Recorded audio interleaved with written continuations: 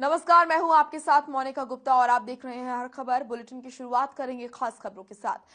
CM Manohar Lal ने बसंत पंचमी के शुभ अवसर पर प्रदेशवासियों और देशवासियों को शुभकामनाएं दी।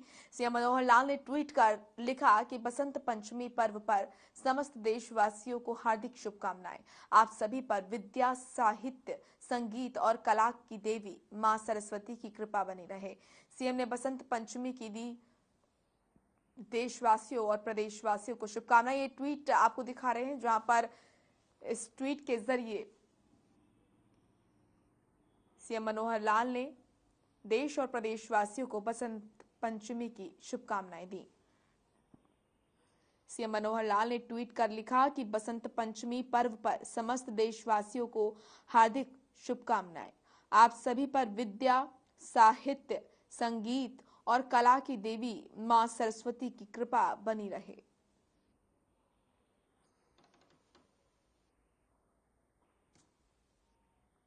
वहीं दीनबंधु सर छोटू राम की जयंती पर सीएम मनोहर लाल ने नमन किया। उन्होंने ट्वीट कर लिखा कि किसानों के मसीहा रहबरे आजम दीनबंधु सर छोटू राम जी की जयंती पर उनको सादर नमन। और युग परिवर्तनकारी और क्रांतिकारी नेता के रूप में किसानों, मजदूरों, वंचितों के लिए अपनी आवाज बुलंद करने वाले दीनबंधु सर छोटू राम का समर्पित जीवन हमारे लिए सदैव प्रेरणादायक रहेगा।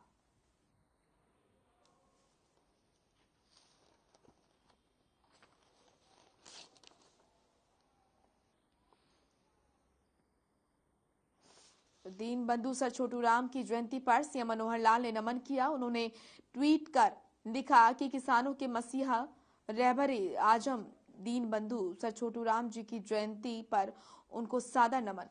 युग परिवर्तनकारी और क्रांतिकारी नेता के रूप में किसानों, मजदूरों, वंचितों के लिए अपनी आवाज बुलंद करने वाले दीनबंधु सर छोटू राम का समर्पित जीवन हमारे लिए सदैव प्रेरणादायक रहेगा।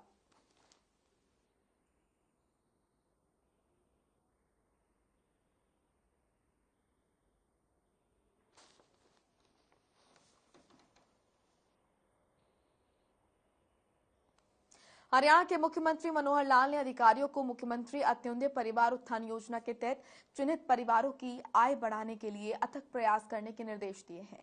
सीएम ने वीडियो कॉन्फ्रेंसिंग के जरिए प्रशासनिक सचिवों और जिला उपायुक्तों के साथ मुख्यमंत्री अंत्योदय परिवार उत्थान योजना की समीक्षा बैठक की। साथ ही उन्होंने लाभार्थियों को सरकारी योजनाओं के बारे में विस्तार से अवगत करवाने के भी निर्देश दिए, ताकि चिन्हित परिवारों तक इन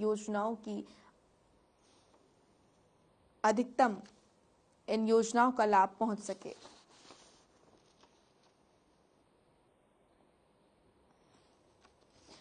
तो हरियाणा के मुख्यमंत्री सीएम मनोहर लाल ने अधिकारियों को मुख्यमंत्री अंत्योदय परिवार उत्थान योजना के तहत चिन्हित परिवारों की आय बढ़ाने के लिए कई प्रयास करने के निर्देश दिए हैं।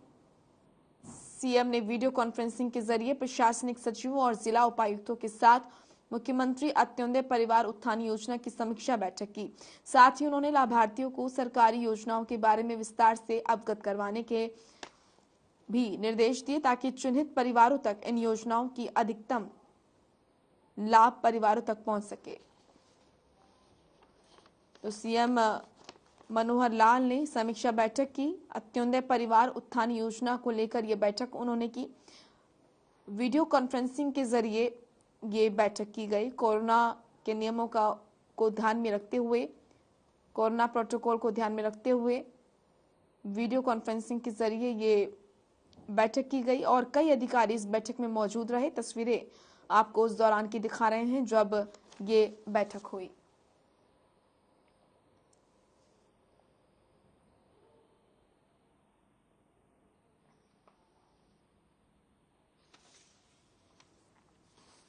चलिए आप खबर जींद से है, जहां डिप्टी सीएम दुष्यंत चौटाला ने निर्माणाधीन मेडिकल कॉलेज का दौरा किया। वहीं डिप्टी सीएम ने कॉलेज निर्माण कार्यों का जायजा लेते हुए निर्धारित समय में ये काम पूरा होने की उम्मीद जताई। साथ ही डिप्टी सीएम ने कहा कि अगले साल जुलाई अगस्त तक पहले चरण का काम पूरा हो जाएगा। आपको बता दें कि मेडिकल कॉलेज बनने से जींद के साथ साथ आसपास के जिलों के लोगों को भी बेहतर स्वास्थ्य सुविधाएं मिलेंगी। वो इलेक्ट्रिकल वालों को एक बार बोलना पड़ेगा। इसमें बेसमेंट कितनी ली है अपन? एक में डिप्टी सीएम दुष्यंत चौटाला ने निर्माणाधीन मेडिकल कॉलेज का दौरा चीन में किया। वहीं डिप्टी सीएम ने कॉलेज निर्माण कार्यों का जायजा लेते हुए निर्धारित समय में ये काम पूरा होने की उम्मीद भी जताई है। साथ ही डिप्टी सीएम ने कहा कि अगले साल जुलाई अगस्त तक पहले चरण का काम पूरा हो जाएगा। आपको बता दें कि मेडिकल कॉलेज बनने से जींद के साथ साथ आसपास के जिलों के लोगों को भी बेहतर स्वास्थ्य सुविधाएं मिलेंगी।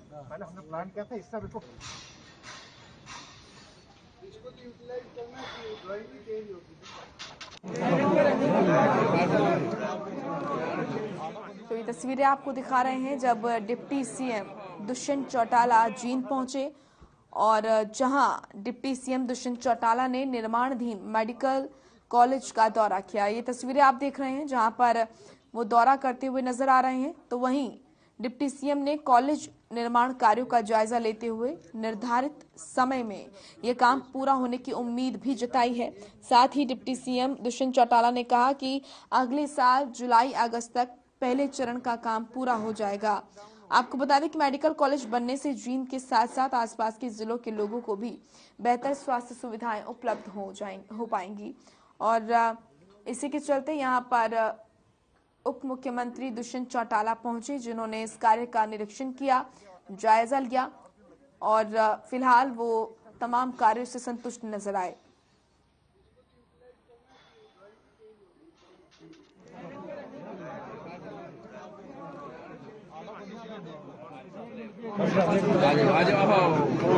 पूरी तौर पर लोगों को हम समर्पित करें। आज उसी को मॉनिटर करने के लिए, देखने के लिए हम सब यहाँ आए थे और खुशी है कि जो एक्सपेक्टेड टाइम है उस पर इस मेडिकल कॉलेज को हम कंप्लीट कर पाएंगे। और सबसे अच्छी चीज़ है कि एक ये ऐसी सौगात होगी जींद के लिए जो जींद और आसपास के ज़िलों के हेल्थ इंफ्रास्ट्रक्चर को एक नई दिशा देने का काम करेगा। मैं तो ये मानना है कि जिस तरह से टीम ने इस स्पीड से काम किया है, जो हमारा टारगेट अंत तक है, कोशिश करके उसको भी हम प्रीपोन करेंगे कि जुलाई और अगस्त के बीच में इस प्रोजेक्ट को हम अगले साल तक कंप्लीट करवाएं।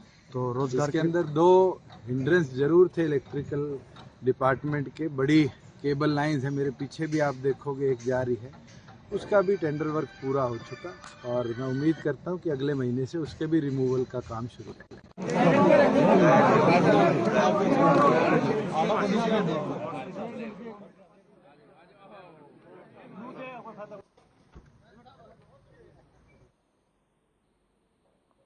तो वहीं भिवानी में सेक्स रेशो का आंकड़ा अब आपको बता दें कि स्वास्थ्य विभाग की नजर में संतोषजनक नहीं रहा है। इसी के साथ स्वास्थ्य विभाग इस आंकड़े में सुधार के लिए विशेष टीम भी बना चुका है।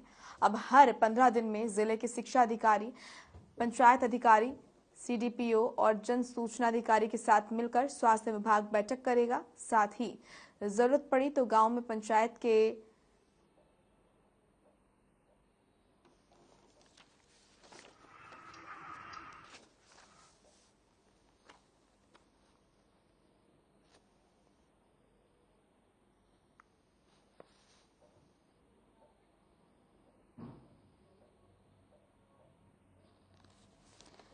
तो बता दें आपको कि यहाँ पर जरूरत पड़ी तो गांव में पंचायत के माध्यम से लोगों को जागरूक करने के लिए जागरूकता कैंप भी लगाए जाएंगे, ताकि लोगों को ये जानकारी दे सके कि लड़के और लड़कियों में कोई अंतर नहीं होता। तो भिवानी में सेक्स रेशो का आंकड़ा अब स्वास्थ्य विभाग की नजर में संतोषजनक नहीं रहा। आपको बता दें कि स्वास्थ्य विभाग इस आंकड़े में सुधार के लिए विशेष टीम बना चुका है, ताकि लोगों को जागरूक किया जा सके। और अब हर 15 दिन में जिले के शिक्षा अधिकारी, पंचायत अधिकारी, सीडीपीओ और जन सूचना अधिकारी के साथ मिलकर स्वास्थ्य विभाग बैठक करेगा। साथ ही जरूरत पड़ी तो गांव-गांव में पंचायत के माध्यम से लोगों को जागरूक करने के लिए जागरूकता कैंप भी लगाएंगे, ताकि लोगों को ये जानकारी दे सकें कि लड़के और लड़कियों में कोई अंतर नहीं है, ताकि सेक्स रेशो में जो यहाँ पर उतार चढ़ाव देखने को मिल रहा है वो ना हो।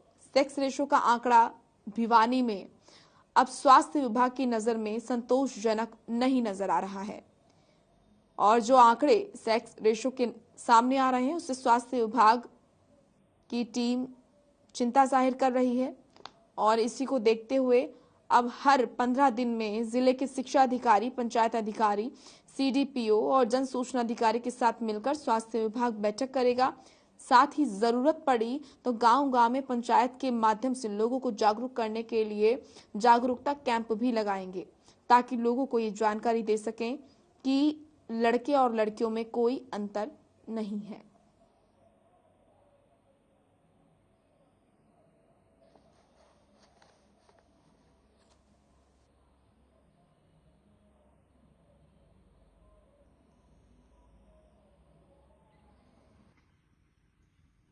देखो, भारत एक पूरा देश है और उसमें आपके जो स्टेट हैं, डिस्ट्रिक्ट हैं, इसमें सभी को ही कलेक्टिवली कार्य करना होता है। तो इसमें अगर मान लो पहले जो डिस्ट्रिक्ट है, इंटर डिस्ट्रिक्ट है और इंटर स्टेट भी होती है, तो हम अगर वो इंटर स्टेट की भी होती है उसको भी हम चिन्हित करके उसको फॉलो करके दोषी को पकड़ने की कोशिश पूरी करेंगे। हमें जरूरत पड़ती है तो हम पुलिस का भी सहयोग लेते हैं।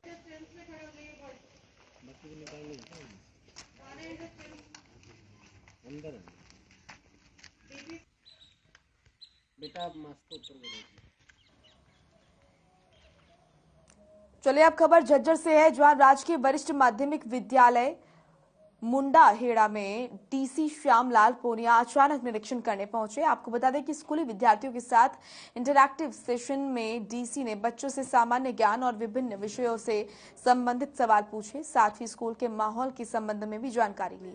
वहीं डीसी ने कहा कि देश का भविष्य स्कूलों से निकलता है और स्कूलों में शिक्षा पर विशेष फोकस रहना चाहिए।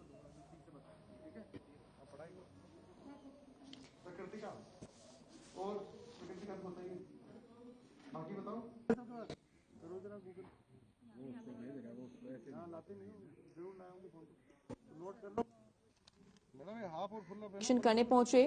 आपको बता दें कि स्कूली विद्यार्थियों के साथ इंटरैक्टिव सेशन में डीसी ने बच्चों से सामान्य ज्ञान यानी कि जीके और कई सब्जेक्ट से संबंधित क्वेश्चंस किए और स्कूल के माहौल के बारे में भी इंफॉर्मेशन ली।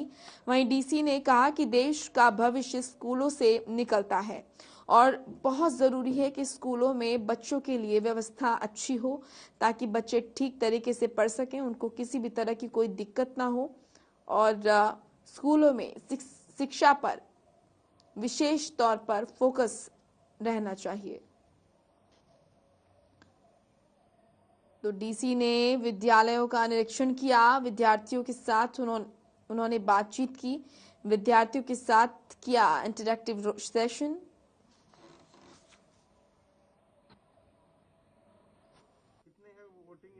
में वही ग्रामवासियों से बातचीत हुई है तो काफ़ी सकारात्मक इनका रवैया है और मैं आगे भी इनसे अपील करता हूं कि स्कूल को ऐसे ही सहयोग देते रहें। इसमें कोई पुराना जो भवन है वो कंडेम घोषित हो गया, इसको भी जल्दी से जल्दी इसको तोड़वा के और आगे नई बिल्डिंग बनाने में प्रोसेस बढ़ाया जाएगा और साथ ही जो पीने के पानी की समस्या स्कूल में बताई गई मुझे उसका भी समाधान करवाएगा। बच्चों से भी बात की और स्टाफ भी जरूरी है। बच्चे ठीक हैं, बच्चे अपना पढ़ाई कर रहे हैं, थोड़ा और मोटिवेट करने की आवश्यकता है बच्चों को। अभी कई दिनों बाद में स्कूल खुले हैं तो मैं समझता हूँ धीरे धीरे करके बच्चे लय में आ जाएंगे और स्टाफ को भी हमने एडवाइस किया कि बच्चों को ठीक से थोड़ा ये कोविड के बाद में जिस हिसाब से बच्चों में मनोवैज्ञानिक दबाव बना है उसको ध्यान में रखते हुए शिक्षा सुधार।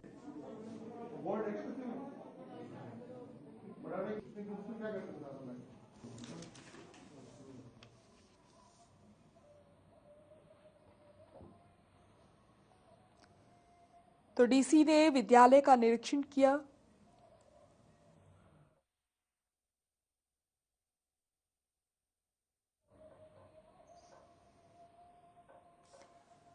तो वहीं आपको बता दें कि खबरों में आगे बढ़ते हैं। फिलहाल एक छोटे से ब्रेक के लिए रुक रहे हैं, फौरन लौटेंगे। ब्रेक के बाद स्वागत है आपका। रुक करेंगे खबरों का। पंचकुला में धरना स्थल में लंबे समय से हरियाणा के एक्सटेंशन लेक्चरर एसोसिएशन अपनी मांगों को लेकर धरने पर बैठे हुए हैं। वहीं आज बसंत पंचमी के अवसर पर हरियाणा एक्सटेंशन लेक्चरर एसोसिएशन ने हवन यज्ञ करके सरकार की सद्बुद्धि की कामना की है। साथ ही हरियाणा एक्सटेंशन लेक्चरर एसोसिएशन के अध्यक्ष ईश्वर सिंह ने बताया कि उनकी मांगों को लेकर उनकी कई बार सरकार से बातचीत हुई, लेकिन आज तक उनकी मांगों को पूरा नहीं किया गया।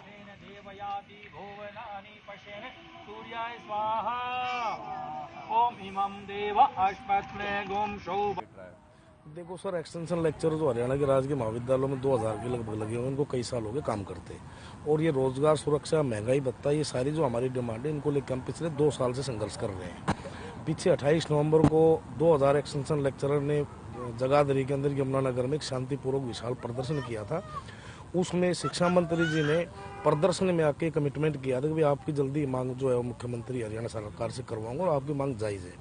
उसके बाद 28 दिसंबर को हमारा प्रतिनिधिमंडल अपने जो शिक्षा मंत्री कंवरपाल गुर्जर जी उनसे उनके निवास स्थान चंडीगढ़ मिला, वहाँ भी उन्होंने पूरा आश्वासन दिया और director general of higher education से प्रतिनिधिमंडल की मीटिंग भी करवाई।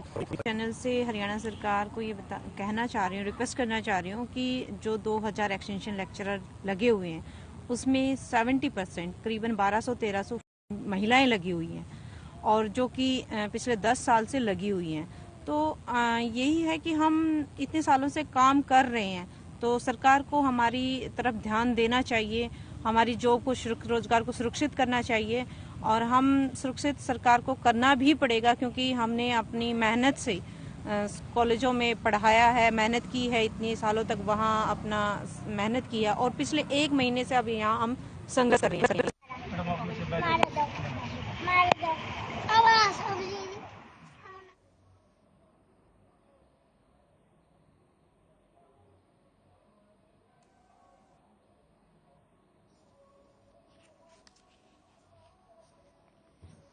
वहीं जींद में deputy CMO doctor Paleram Kataria ने जानकारी देते हुए बताया कि कोरोना मृतकों के आश्रितों के खातों में 50-50 हजार रुपए की राशि डाली जा रही है। 50 से ज्यादा आश्रितों के खातों में राशि डाली जा चुकी है और बाकी बचे लगभग 150 आश्रितों के खातों में जल्द राशि डाल दी जाएगी। साथ ही उन्होंने बताया कि कोरोना से अब तक 546 लोगों की मौत हो चुकी है। इसमें से 174 के आश्रितों ने आवेदन किया है।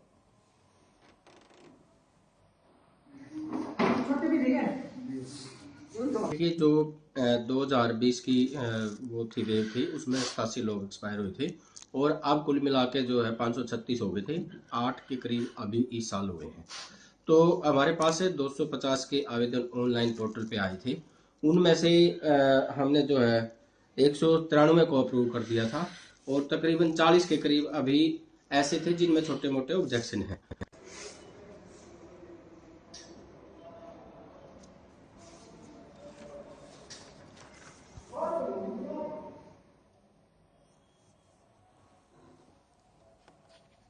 तो जींद में deputy CMO doctor Paleram Kataria ने जानकारी देते हुए बताया है कि कोरोना मृतकों के आश्रितों के खातों में 50-50 हजार रुपए की राशि डाली जा रही है।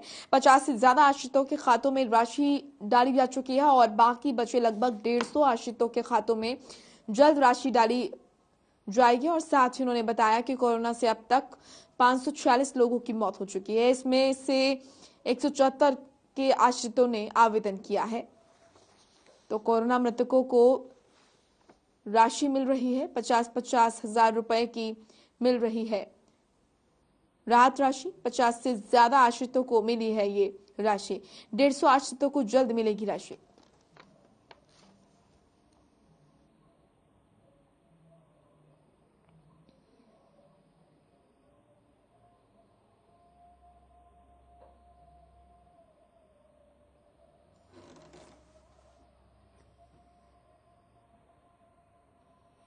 तो ये गुरुग्राम में आज बसंत पंचमी के मौके पर अलग अलग तरीके से बसंत पंचमी मनाई गई। वहीं बात अगर गुरुग्राम की जाए तो वहां पर जीएवी पब्लिक स्कूल में सेक्टर 5 में ब्लड डोनेशन कैंप लगाया गया, जहां पर खुद स्कूल के डायरेक्टर धर्मेंद्र कौशिक ने ब्लड डोनेट कर इसकी शुरुआत की। डायरेक्टर धर्मेंद्र कौशिक ने कहा कि जैसे मां सरस्वती सभी की रक्षा करती हैं, वैसे ही रक्तदान करके हम सभी को एक दूसरे की रक्षा करनी चाहिए।